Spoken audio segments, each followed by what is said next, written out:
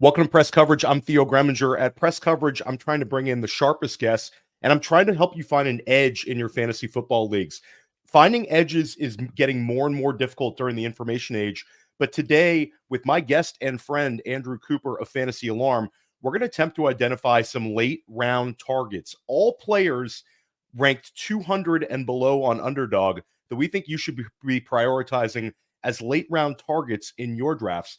Some of these guys are going to be waiver wire ads this year. Some of these guys you might be able to cut, but a couple of these guys could hit big, and that's exactly what we're looking for. Coop, what's going on with you today? How's everything going? It's going great, brother. I love hanging out with you, chopping it up, dude. And this is where leagues are won. It truly is. I mean, you get down to these deep 200 plus guys, and the world is your oyster. Like, think of how many guys their ADP is like exactly 216 because that's the last pick in these rounds. You can take anybody you want. So we're trying to separate the preseason smoke from the spots where there could be fire. And I think some of these guys could end up being pretty fire this year, buddy. And Coop, you're everywhere. A lot of people have seen you on with me. You've seen you on with Matt. They've seen you on with Billy. But tell everybody like where they can find your consistent work, because Fantasy Alarm, Sirius Satellite Radio, like what's your schedule in season? Yeah, so for me, if you want the writing, the hardcore stuff, that's all at Fantasy Alarm. All my writing lives there. I keep it that way so it's nice and tight. For the shows, you can find them on the Fantasy Alarm YouTube. I'm on Sirius XM Thursday and Friday nights, 6 to 8 p.m. and also Sunday morning, 10 to 11 with all those lineup questions. And Theo and I will be doing plenty of shows together this year. So you can find me here. You can find me pretty much wherever Theo's floating around to. Yeah, Coop and I have some cool stuff on the horizon. We're going to be making some announcements before the season. And yeah, I love podcasting with you, Coop. It's sort of like second nature. I almost didn't want to send you a show sheet, but we did talk about it today. We have 8 names that we're really excited about. And all of these guys sort of have a pathway. And I think that's the most interesting part. And also you talk about waiver wires. Like, we're 2 weeks away from having the first waiver wire run, knowing who the big waiver wire ad was. If you can save Fab by adding one of these 20th round, 19th, 18th round guys early and just holding them, if one of those guys happens to be the big Fab edition. I mean, I look back at the Mike Davis year, the year Mike Davis hit as an RB1 behind Christian McCaffrey. I had him on a couple of teams because he was a handcuff running back that no one wanted to draft. Everybody was Christian McCaffrey at the 101 that year. Carolina backup. It was like, who wants him? But Davis won the backup job. And I was like, you know what? It's a contingent upside play. And I had like 4 teams that year where I just plugged in Davis. He ends up being like a back end RB1. Now, that doesn't always happen, but saving Fab is like, it's a cheat code, isn't it, Coop? All right, I'll give you one right now. You and I have talked about this. I tweeted out the other day, and this is not a guy that's going to qualify for what we're doing today because he goes inside the top 200, but he goes fairly late. That's Jaylen Wright. Every one of us sits here and says, oh, man, Raheem Mostert, older back, injury prone. Devon Achane, so far, smaller back, injury prone. They want to split backfield. If either one of those guys gets hurt, Jaylen Wright's going to take over that half of the backfield, right? Like, we can see it in our mind's eye that this guy at some point will be a top waiver ad. You can beat the wire. You can beat the wire by just adding that guy to the back end of your bench and saying, okay, it's only a matter of time. And unlike some other guys, there's 2 outs, right? Like, if Jordan Mason gets hurt for the 49ers, that just moves Elijah Mitchell up to the second spot, but it doesn't mean he's splitting with CMC. In this case, we truly believe that if Achane or Mostert goes down, Wright will get a decent amount of carries, right? It's one of those few double handcuff spots, so throw them on there. There's a lot of that out there. Yeah, and I just took Jaylen Wright yesterday in a FFPC 350 with Dan Williamson, the co-host of Stack Hunters and the Fantasy Empire.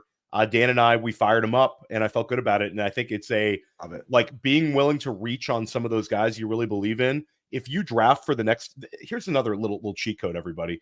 Like, you listen to all these podcasts on channels like Fantasy Alarm, channels like Player Profiler. You know, there's people you follow on Twitter, whoever it is. And we're starting to hear like a lot of the same names of guys that we want to target. If you like one of the guys we say today, and we're telling you to take him in the 18th, 19th round, take him in the 17th round, take him in the 16th round, because a lot of times when we get past round 15, it is the wild, wild west. And if you look at your rosters from round 15 on, every year there's guys that get cut. And a lot of times the ADP and the rankings, when you get this deep in the weeds, even with very, very good rankers, a lot of times when these guys hit, it's maybe because a guy on the team disappointed, maybe a guy got hurt, maybe an older guy just kind of fell off. So don't be afraid to reach if you're drafting in one of these late drafts. You're not going to get your favorite sleeper where he is in ADP because somebody else in your league is willing to take them around early. And you're never going to complain, Coop, about like, man, I'm so upset I had to reach for that guy in round 13. Right. And here's the big thing. I went back and looked at some FFPC drafts that advanced to week 15. You know, it's like looking at winners and stuff like that. There's a lot of crazy stuff, but just the high advance rates, right?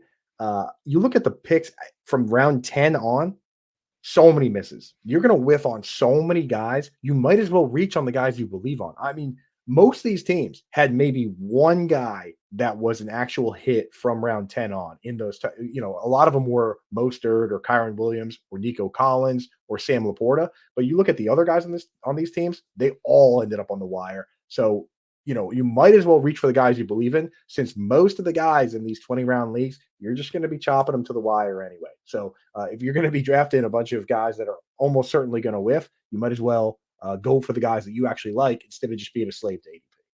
Yeah, and like we're trying to do today, we're trying to save you a trip to the waiver wire by giving you a future waiver wire edition right now. All guys ranked 200 and below on Underdog. When we come back, Coop and I are going to drop 8 of them that we think you should consider drafting as your late round targets. This episode is made possible by Underdog Fantasy, and Underdog Fantasy is the leader in best ball. When you go to join an Underdog Fantasy best ball draft, it fills very quickly, especially now. It's Best Ball Mania season, baby. Best Ball Mania 5. I can't believe they're at Best Ball Mania 5 already. $15 million in prizes. They're giving out $15 million with $1.5 million to first. Playing in best ball leagues makes you better. It helps train you on player value and strategy. And Underdog offers a lot more than just best ball contests. They offer pick'ems. My new favorite, the golf pick'ems, baseball pick'ems going on throughout the off season. Hit the pick'ems, back to best ball, hit the pick'ems. So use promo code Underworld. Promo code Underworld gets you a 50% deposit bonus up to $250. So they've increased the maximum deposit bonus. It was $100. Now it's up to $125. When you get the Underdog app, use promo code Underworld and go draft your ass off. Welcome back to Press Coverage. Theo Gremminger with Andrew Cooper of Fantasy Alarm. Coop, you're the guest. Give us your first late round target. We're all talking about guys that are 200 and below on Underdog ADP as of this morning. Yeah, you know, I'm going to go with a not necessarily a homer pick because we're all unbiased analysts here. But for years as a Patriots fan, I didn't really want any part of anybody outside of like Brady or Gronk or Welker because he would spread the ball around. Now you look at that team, there's so much uncertainty. In the early picks, we want certainty. We want, you know, Jamar Chase and T. Higgins, top 2 targets, pretty clear. Waddle, Hill, right? On a lot of these teams, there's not much certainty going on, and the Patriots are one of the poster childs for that, right? So far through preseason, you see guys like Jalen Reagor and KJ Osborne getting the reps up top.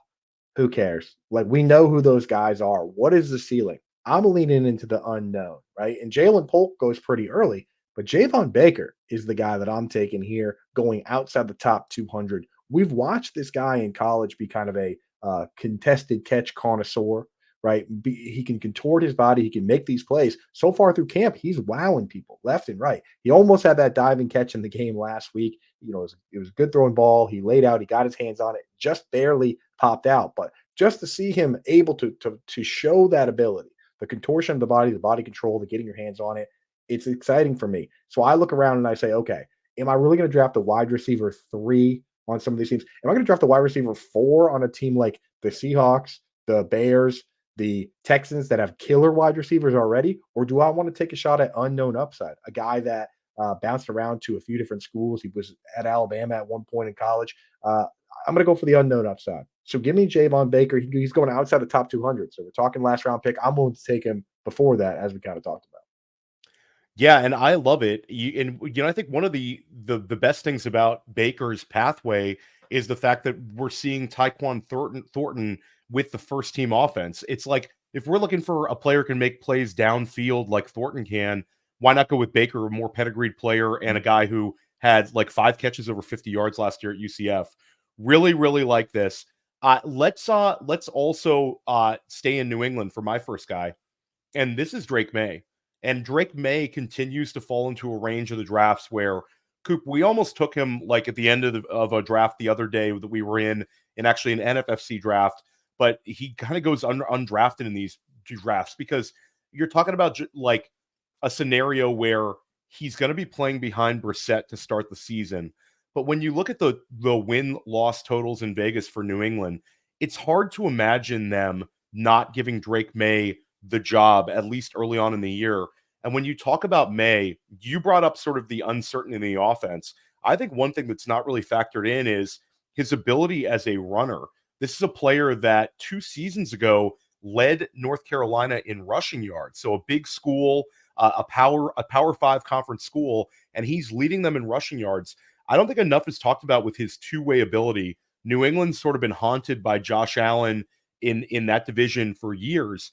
New England passes up on New York offering them the 6th overall pick and next year's 1. So they could have ended up with like Malik Neighbors and next year's 1. Instead, they take Drake Maye.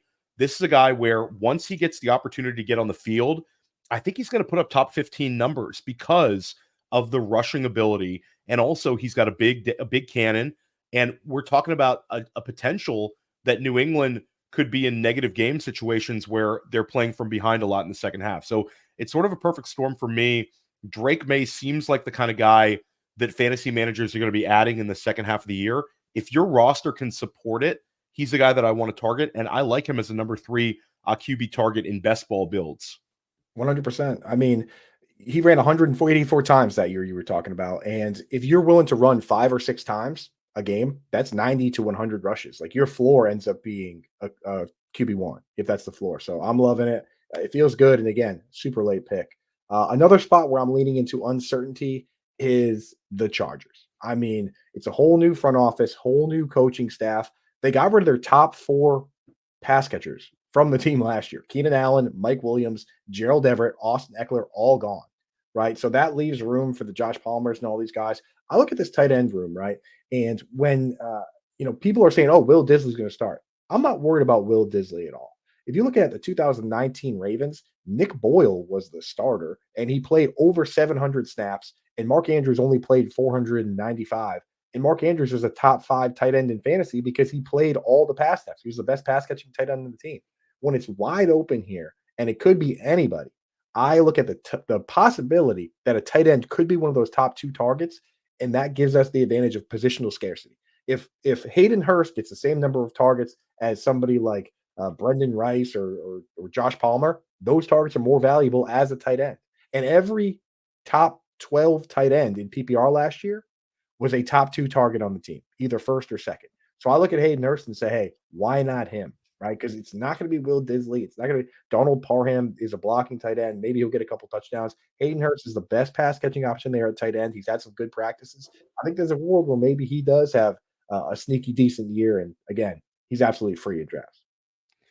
Yeah, I mean, it's hard for me to galaxy brain the Hayden Hurst one, but again, you make such a good point that someone's got to receive targets there, and with the uncertainty in the wide receiver room and the overall talent of Justin Herbert, and also they're going to be a little more pass happy than I think the market is indicating because they just don't have the horses to be let's run the ball, more than any other team. I think in the future that's sort of what Harbaugh and Roman want, but I think that feels like a little bit more of a 2025 bet. This year, they're sort of building the foundation, philosophically trying to get there. But I think the second half of games, they're still going to try to win. And throwing the ball is going to be a big part of it. And I'll stay at the tight end spot. And a player that I know you're also high on, and that's Greg Dulcich of the Denver Broncos. And when it comes to Dulcich, you're talking about a player who's had to deal with hamstring injuries for 2 straight seasons. Last year, we were very enthusiastic about him, especially in like June, July drafts. There was the whole talk that this is going to be the Joker in the Sean Payton offense, where we're trying to galaxy brain a Greg Dulcich running like Darren Sproles routes, out of the backfield, like being moved all over the place. So this year, there's not so much of that. But what we do have is a lack of clarity besides Cortland Sutton at the wide receiver spot. Now, the running backs are going to get a lot of targets in Denver. That's just sort of how they're built. But at the end of the day, there's going to be a tight end or wide receiver that has consistent usage. It sounds like it's not going to be Marvin Mims. We sort of know what Josh Reynolds is. Troy Franklin looks like a different disappointment. And Devon Vele is going to be on the field a lot. Coop, he's about your age, and he's a rookie. So at the end of the day, like Dulcich was 2-time All Pac-12. And in the for any Dynasty manager out there, you'll remember that there was a pretty long period of time where Dulcich was worth more than Trey McBride in the same draft class. This feels like it could be the Dulcich season, and the expectations are tempered to a point that he's almost assuredly going to beat his ADP if he stays healthy. He's getting pushed to like mid tight end 3 land. You don't even have to take him as a tight end 2 this year. And last year in July, Coop, you had to take him as like a tight end 15 or higher. So there's all sorts of pathways for Dulcich to hit. I'm into him in this offense. Yeah, I mean, I'm willing to take him as my tight end too. That's how much I believe. And we actually got a little clarification, Theo, on that whole the confusion that led to people thinking he was going to get carries and stuff. What happened is Sean Payton called him a joker. And immediately people thought, oh, well, he's used the term joker before with Alvin Kamara. That's a guy that plays in the backfield and gets carries, but also catches a ton of passes. Sean Payton kind of clarified that he uses the term joker to cover anybody that plays out of position, right, and creates advantages. What he actually meant when he called Dulcich a joker was that he could be like a Jimmy Graham, where Jimmy Graham was also a joker in that offense as a tight end that played a lot of wide receiver. That's, to me, is what's interesting is this guy going to be the big slot for this team with no Jerry Jeudy? Kobe wheels up. I'm going to go with a former Bronco with my pick here, a very divisive player. And I find that divisive players have been a good place to find value. Like you said, it's such a sharp industry now in terms of stats and numbers and charts and everything, and the advanced metrics, where I lean into sentiment, public sentiment at times, right? Like people think that Kyler Murray is this guy that just plays video games and doesn't care, but he meanwhile is a top 5 all-time quarterback in fantasy points per game. I don't care if he's a winner or not, as long as he's scoring fantasy points. Obviously, Deshaun Watson has some negative sentiment surrounding him that we're not going to get into. But Russell Wilson, I believe the hate has gone too far. That's my player here going over to the Steelers. If you look at last year, right, that offense, they wanted to dink and dunk, and Russell Wilson wanted to scramble around. And in doing so, he actually, he won like 8 games. He threw 26 touchdown passes, ran for another 3. That's more touchdowns than Patrick Mahomes scored. And he played fewer games than Patrick Mahomes because they took him out over the contract stuff. They didn't want him getting hurt. This guy finished as the QB 14 last year in fantasy football, despite missing 2 games. So you take this guy, you send him over to a Mike Tomlin team that just won 10 games. I'm not saying they're going to win 10 games. Joe Burrow had the wrist last year. There was a lot of stuff that went into that. But Mike Tomlin's never finished under 500. This is a playoff team. They have the weapons that we do like Freiermuth. We do like George Pickens. We like both running backs.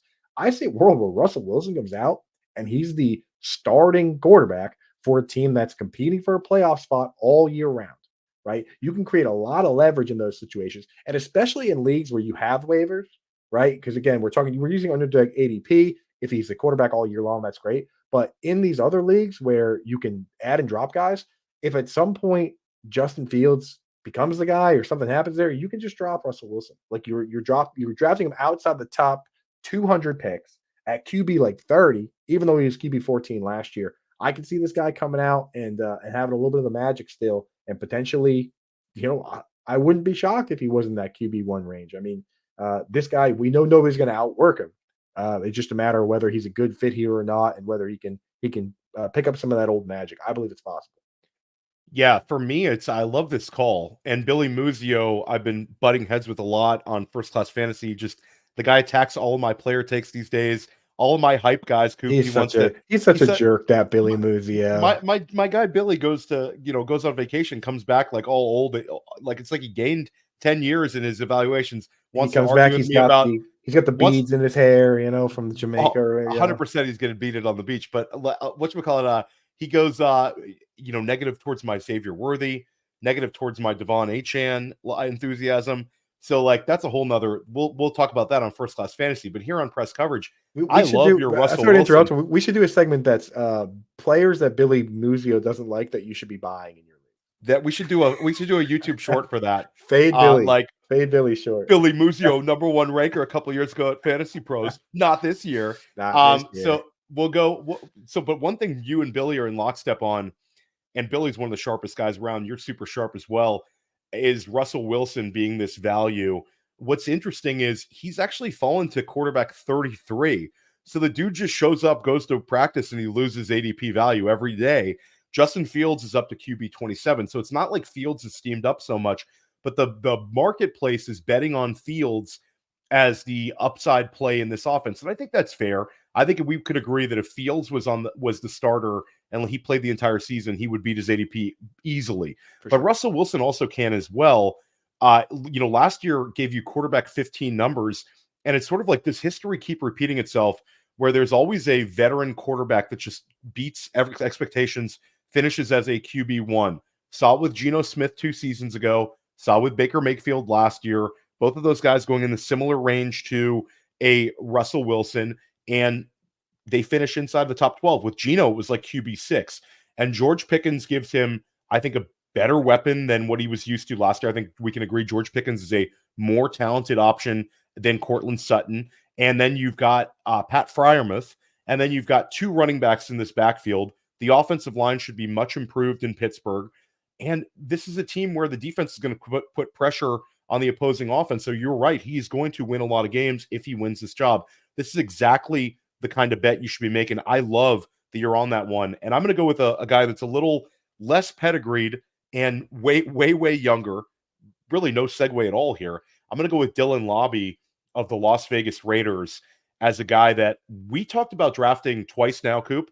And Lobby is a guy where you're starting to see him go in like the redraft formats, like round 17, round 18, sort of like clockwork.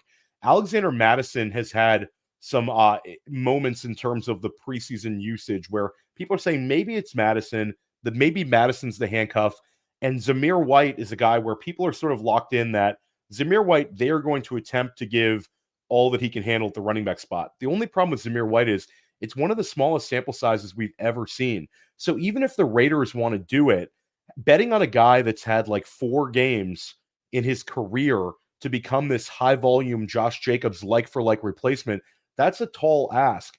Zamir White, can he hold up? He certainly was never a guy at Georgia that was like this incredible volume guy. I mean, he had injuries in the past. One of the best high school recruits in the country. Like, it's easy to root for Zamir White.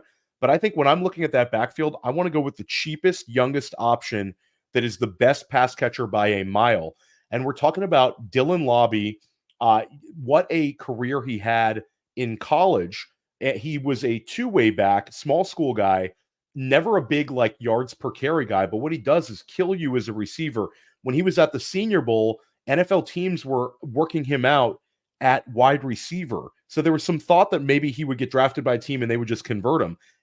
Vegas drafts him, and now he's in a situation where I think at some point in the year, Lobby's going to be a really big waiver wire ad. And I think what's going to happen is you're actually going to see Lobby catch some passes in week 1, and people are going to say, oh, this is a guy that I probably should have taken in best ball. The wide receiver 3 situation there is Tucker. Never a guy that's going to be a high target guy. You also have the X factor that Devontae Adams could get traded at midseason and another pass catcher would have to step up. And when it comes to Lobby, people make the other argument that he would never receive that sort of volume based on his frame and profile. But when it comes down to it, it's not like they would be trying to slow play Lobby. With the draft capital they spent on Lobby, this is a guy that's just he's not some long-term guy for them. This is a running back where he's going to serve his purpose, and we don't even know what his path would be in 2025. But short-term, I really like Lobby. When you can do something this well and you have this sort of a skill set, NFL teams are going to try to get you on the field. And with Madison and White as the only impediments in his way, this is a bet I'm willing to make. Yeah, not to mention Alexander Madison, we know what he is. He's like the most journeyman there's ever been. Like, if he's the guy, then who cares? Like, even if Zamir White goes down and Alexander Madison becomes the guy, I'm not sure I'm going to be going crazy to add him just because we've seen his kind of replacement level at best performances, right? So I'm hoping for a split like yourself. And when you look at Zamir White, going back to college, these are his college reception numbers in 3 years as the starter: 2 receptions, 6 receptions, 9 receptions. Like, never got double-digit receptions. His rookie year in the NFL, he did not catch a pass. Last year, playing in 17 games, appearing in 17 games, he caught 15. He didn't crack 100 yards, right? And if you look at the pictures of Zamir White from this offseason, does that Yeah. look like a guy that is catching balls? He looks like No, he looks like a middle linebacker. he's yoked. A Yeah, I mean, yoke. He's yoked up. Well, he's right just not skipping leg day, Coop. exactly on 3rd and 1. Yes, that's the guy I want getting the ball, dude. He's getting that yard regardless. But this could be a situation like, when Austin Eckler showed up, people are even me. When Austin Eckler first came around, I'm like, this is a small 194-pound, undrafted guy. I'm like, who cares? It's Melvin Gordon. He's the guy. And then Austin Eckler just kept knocking on the door, carving something out for himself until he actually had a role and proved that, hey, wait a minute, we don't need to pay Melvin Gordon a gazillion dollars because we got this other guy, right? And luckily, Melvin Gordon asked for a gazillion dollars and they sent him on his way. So in this situation, I could see them looking at these two guys and saying, hey, we got two guys that do very different things here. Let's use them both. That's all you can ask for outside the top 200 in ADP, right, Theo? Oh, 100%. Coop, wrap it up on your guy. Give us your final late round target. I got one late round target that is quote unquote boring. And you can pull it off as part of a Theo Gremminger special. This is one that you've been doing in 20 round drafts that I like. All right. So I'm pump your tires a little bit on this. The rookie, Ben Sennett from the Washington Commanders, goes inside the top 200, and rightfully so. He's a very athletic guy, was the second tight end off the board, or one of the top 3. I'm not sure. I forget now if he went before or after Tip Ryman. Don't worry about it. No, he was the second tight end drafted. It was the highest selection by the Commanders in like over 10 years at the tight end spot. Highest selection by the Commanders. So that's an interesting player, obviously. The problem you run into a lot of times with these incumbent tight end rooms is they look around and they say, okay, we're going to use everybody, right? Like even the Chiefs, they'll use Noah Gray played like 60% of the snaps, right? Like a lot of these teams say, well, we're going to use everybody here. When you look around the tight end room that has Zach Ertz in it, Zach Ertz is not going to be blocking.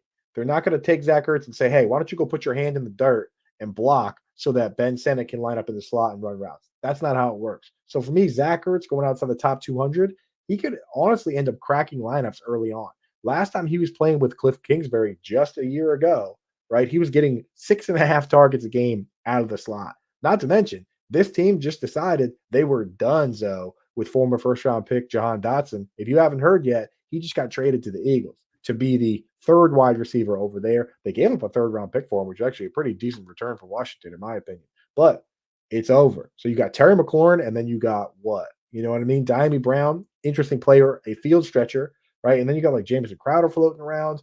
There's some deeper guys if you want to go into. While we're throwing deep names around, Marcus Rosemary-Jackson, maybe he can one-handed catch his way in practice, his way into a role somehow. But I'm not quite sure about that. For me, I think they might honestly bring out the rookie QB and say, hey, we got an old, reliable, wily veteran that's had a season with 156 targets in this league. He can show Ben Sennett how to do things, and possibly he could be a guy that you can utilize, especially in full PPR or tight end premium formats early in your season. If you say, hey, we got this guy, he's reliable, he can catch the ball.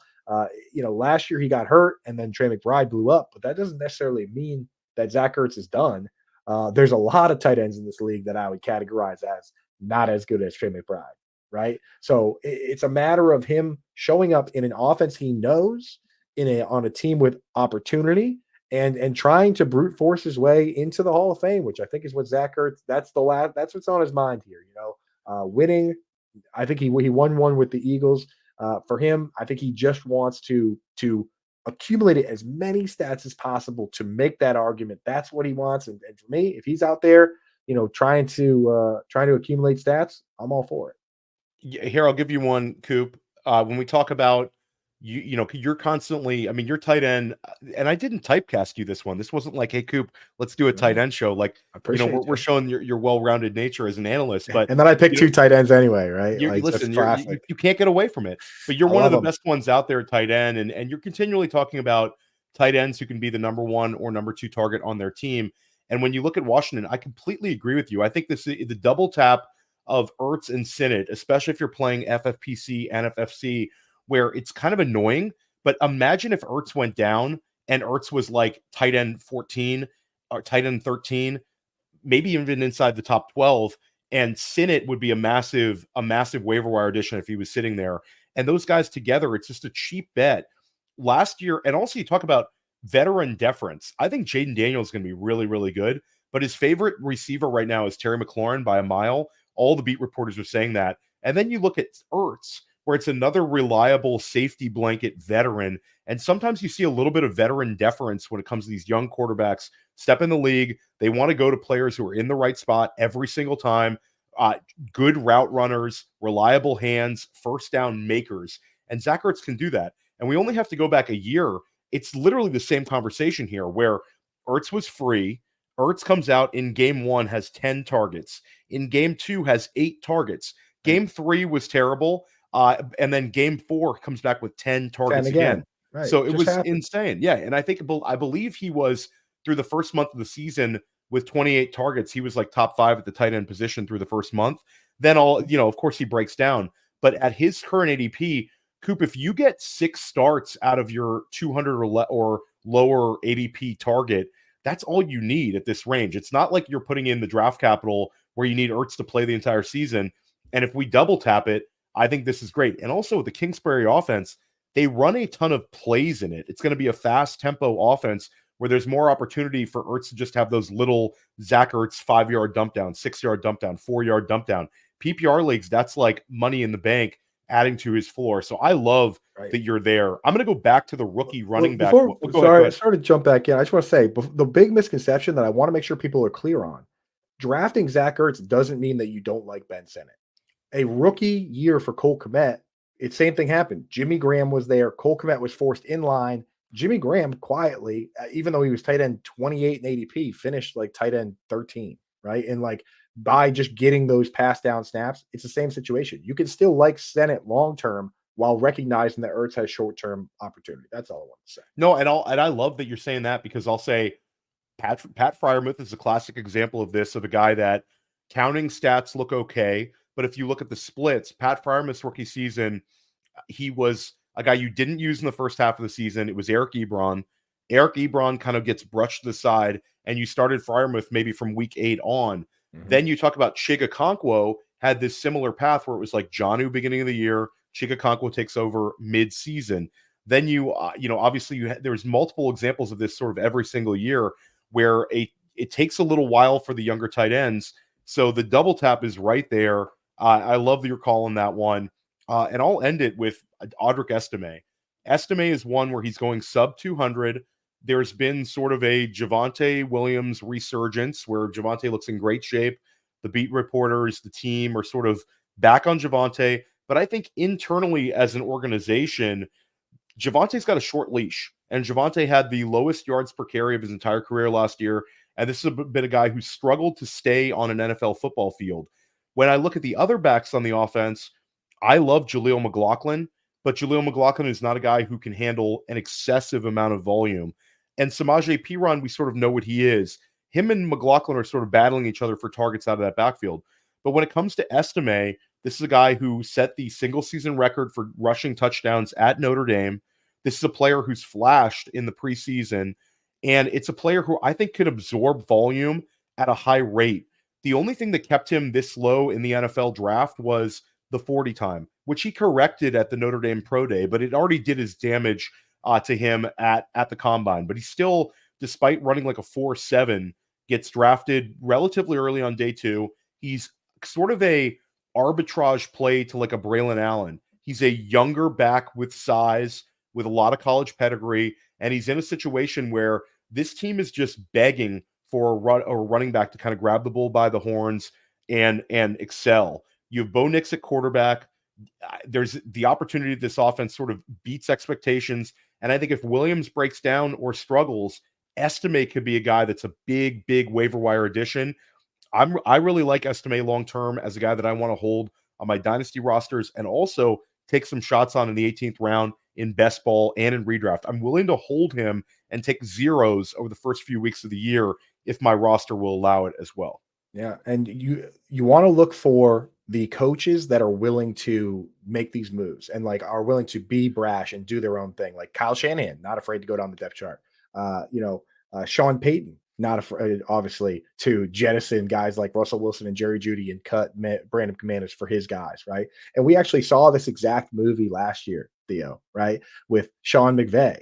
And Kyron Williams is the guy that fell in the draft because he wasn't as fast as people thought, right? He didn't test as well. He slid a little bit in the draft. And then Cam Akers was the guy that was the starter, but he was kind of depleted by injuries, and Kyron Williams was able to overtake him. This year, the movie, of course, Sean Payton is playing Sean McVay. You've got Javonte Williams as the injury kind of sapped Cam Akers, and then you've got Audric Estime playing the part of Kyron Williams, who slides in the draft because he doesn't test well. Then it turns out that when the bright lights are on and the ball's in this guy's hands, he knows how to play football. And some guys you have to start with those guys that have that in them, that have that first, and then you can worry about size and speed and the rest of it, right? We learned that with Tank Dell. We've learned that with a lot of these guys. Let's start with whether or not these guys can play football or not, and then we'll start worrying about the upside of their size and their speed or whatever. No, I love it. And this was a lot of fun, Coop. I wish we could go longer. I know we both have stuff coming up right now. Let everybody know once again where they can find your work. Yeah, absolutely. Fantasy Alarm. All my content is over there. All my articles. If you want the deep cut stuff, including my rankings, grab a copy of the Draft Guide, which is available now. We've got the Fantasy Alarm. We've got 2 shows on SiriusXM. I'll be on Thursdays and Fridays, 6 to 8 p.m. Eastern time. Also, we've got the NFL Sunday morning show, my very favorite, from 10 to 11. We go on right after Alan Seslowski's show. Shout out to another player profile guy. Him and Jim Coventry are on the hour before us.